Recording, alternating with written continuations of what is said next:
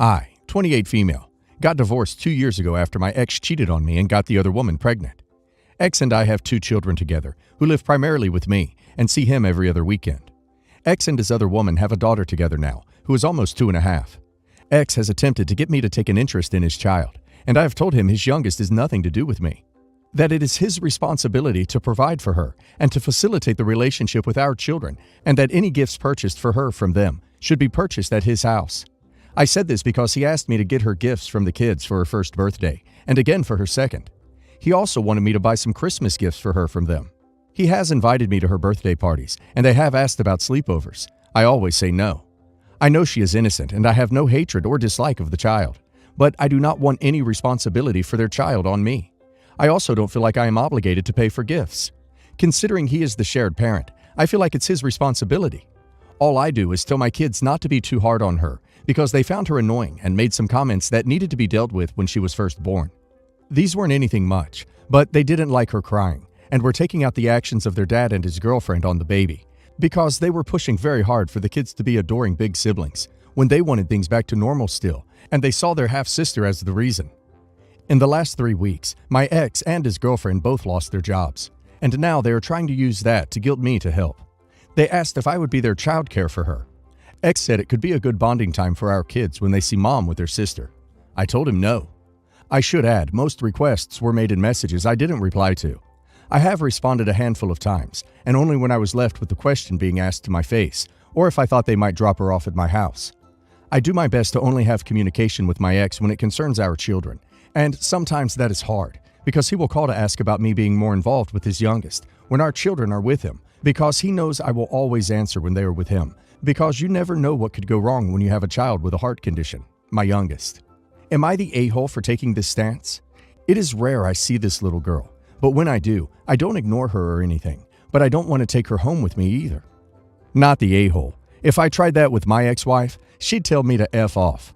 Your responsibility begins and ends with your kids and the co-parenting role you play with your own kids. Nope, not the a-hole. By the way, let them know that if they ever drop her off without warning, that you will call CPS or drop her off at the nearest police or fire station.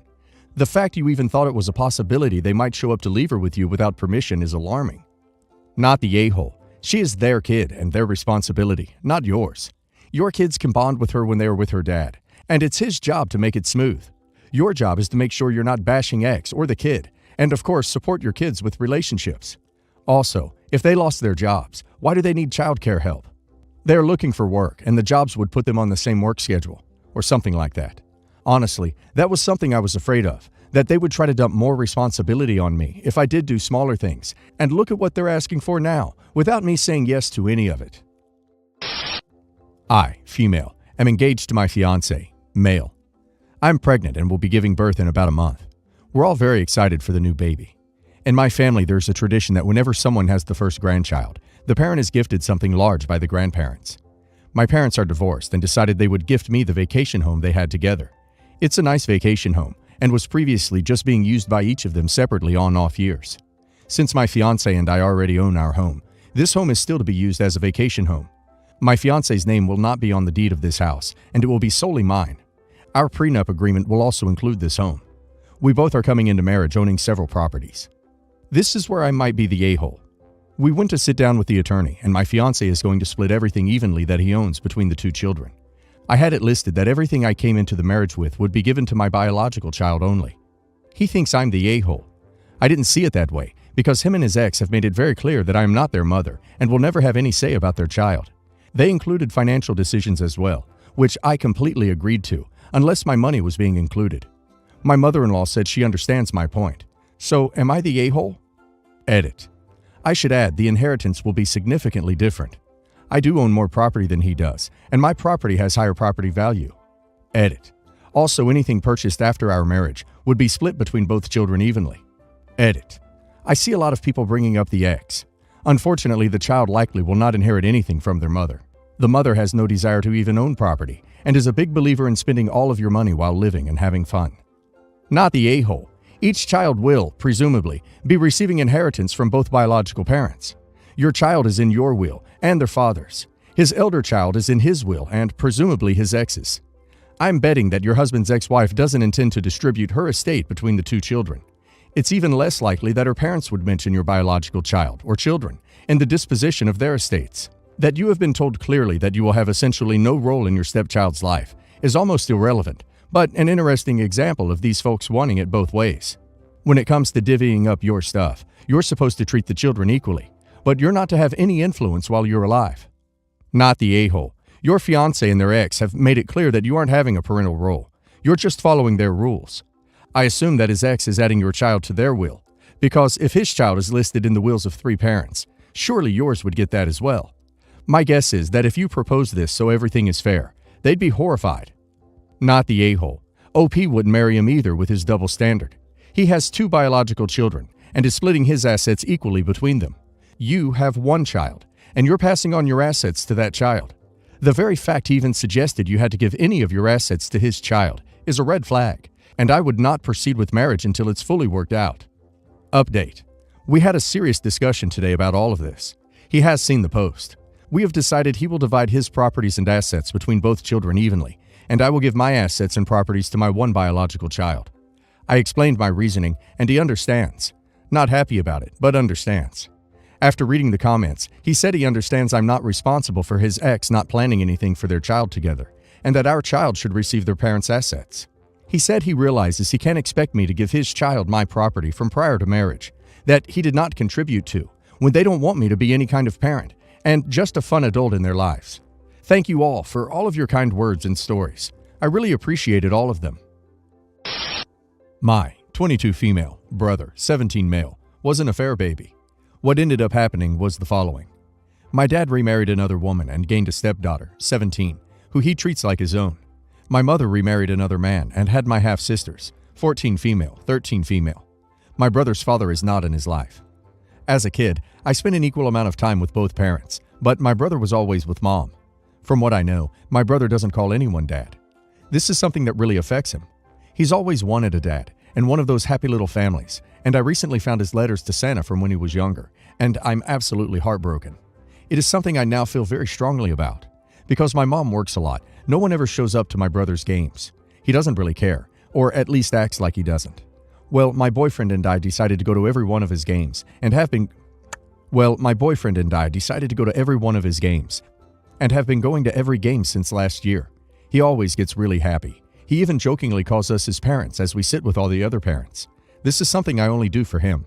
My brother had his final volleyball game near the end of October, and like always, I was going. However, as I was about to leave, my mom said she needed to talk.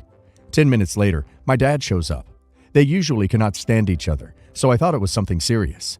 They just told me that it's nice that I go to all my brother's games, but my sister on both sides feel left out, and I should make an effort to go to their things too. My 17-year-old sister had some dance rehearsal on the same day, and they wanted me to go to that instead to prove that I'm not playing favorites. They also said that they want my boyfriend to go as well. I said no. They kept begging though, and my mom told me that my other sisters had something coming up as well. I said no. Unless it's a major game or recital, I won't attend. I'm already very busy and only do this for my brother because unlike my sisters, he has no one. My parents said that was unfair to the girls because they deserve to have an older sister.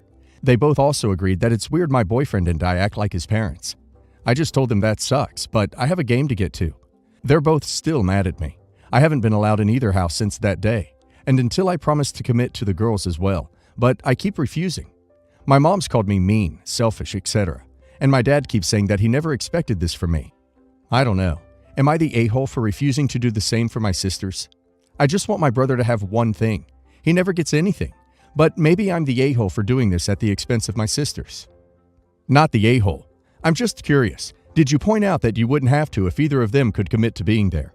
The blind spot they have here doesn't make much sense. No one is coming to Bros Things. That's why you are going.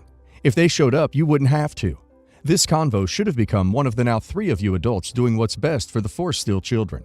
And you aren't being mean or selfish. You are being a great sister and adult by helping out. It's not weird that you and your boyfriend act as parents. It's weird that Bro's parents aren't yet to see the value in being present.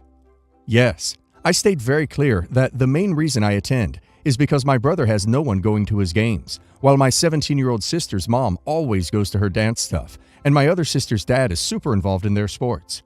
They just replied with, Well, it's unfair to your sisters. Not the a-hole. Your parents abandoned your brother. Your sisters aren't showing up to his games either. What's going on is jealousy and attention-seeking. And your parents are a-holes. Apparently, what's good for the goose is not good for the gander. Not the a-hole, in any way.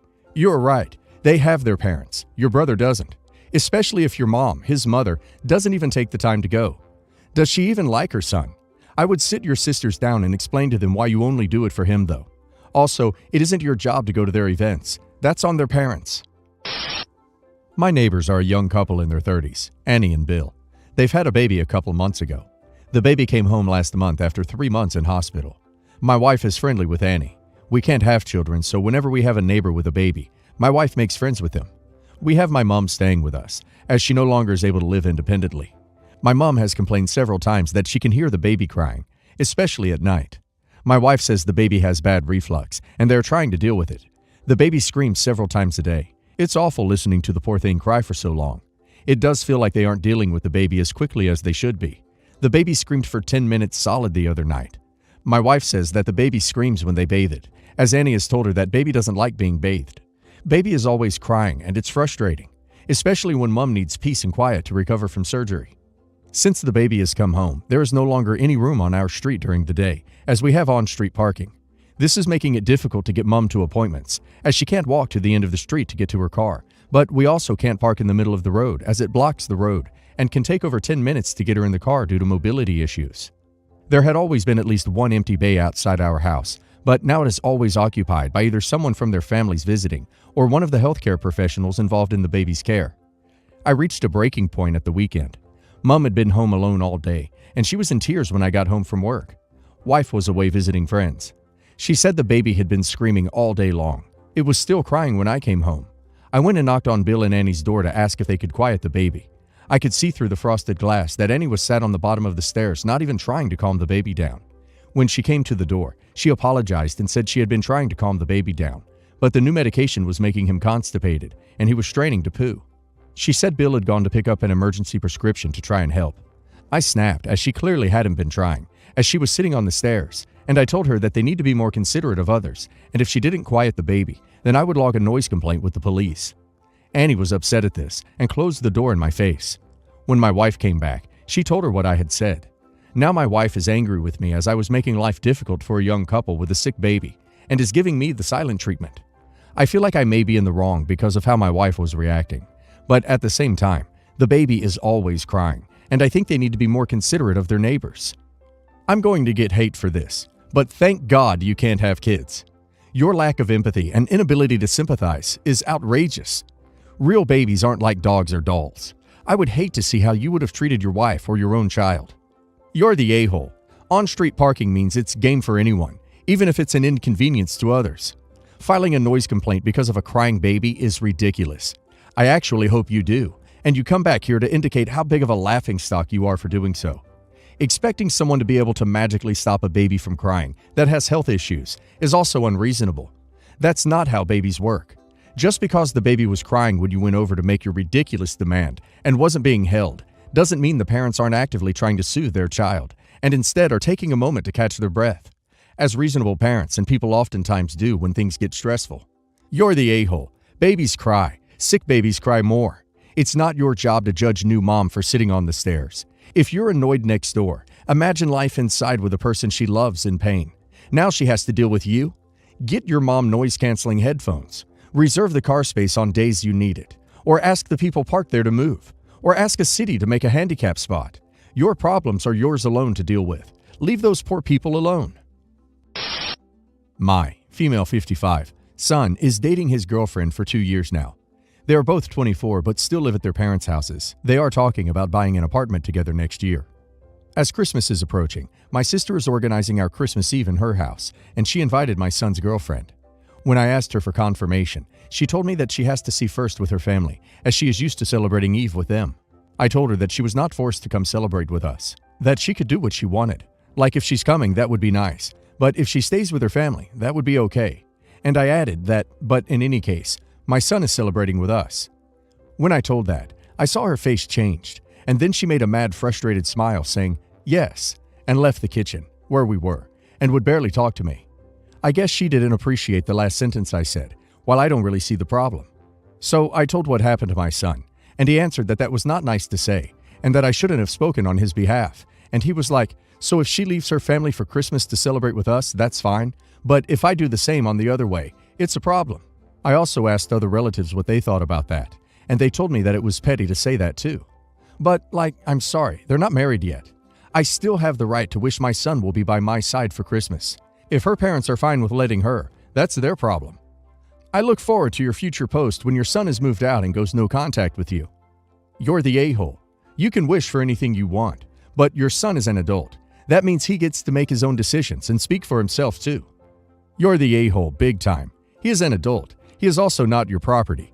They may end up married, and you don't want to be the person that creates a strain on their relationship, as they both might resent you for many, many years. If you want to treat your son like property, like a child, he will regress and behave like one. If you want him to be a good, capable adult, you need to treat him like a 24-year-old. Jeez, he's an adult. He can do whatever he wants and go wherever he likes.